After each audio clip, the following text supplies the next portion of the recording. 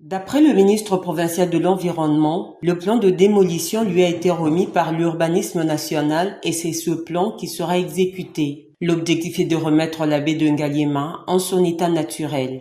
On a un plan de démolition qui nous a été fourni par l'urbanisme national. C'est eux qui ont donné les autorisations de bâtir ici et c'est eux qui ont délimité aussi là où on doit démolir. Vous savez, baie de Ngaliema, c'est pas la première fois qu'on démolit ici. Ça a été dit. D'ailleurs, l'acte sur lequel on s'appuie, l'acte juridique ou de loi sur lequel on s'appuie pour démolir ici, c'est un acte déjà qui a été posé par notre prédécesseur Ngobé. Il n'y a pas eu un autre arrêté de démolition, c'est toujours le même arrêté.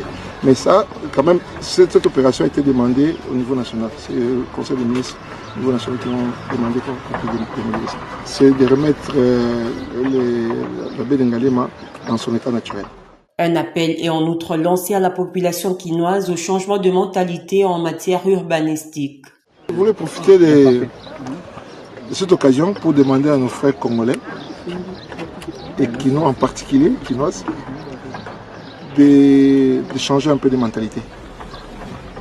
Moi, je ne sais pas s'il y a un plan urbanistique ici. Les gens sont venus pour à la COP. C'est en termes de COP qu'on a vu tous ces bâtiments être construits ici. Voilà, il faut que tout change, que tout soit un peu sérieux. Il n'y a pas eu de plan urbanistique ici. Ça, j'ai dit ça et je confirme. Il n'y a pas de plan urbanistique. Les gens sont venus en aventure. Les gens, je ne sais pas où ils trouvent l'argent. On avait déjà démoli ici, ils sont revenus encore à la charge, ils ont construit. Mais cette fois-ci, je pense que les gens partiront pour toujours.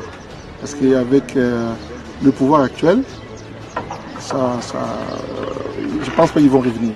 L'exécutif provincial de Kinshasa se dit déterminé à aller jusqu'au bout avec cette opération de démolition des constructions anarchiques, question d'en finir avec le désordre dans l'urbanisation à Kinshasa.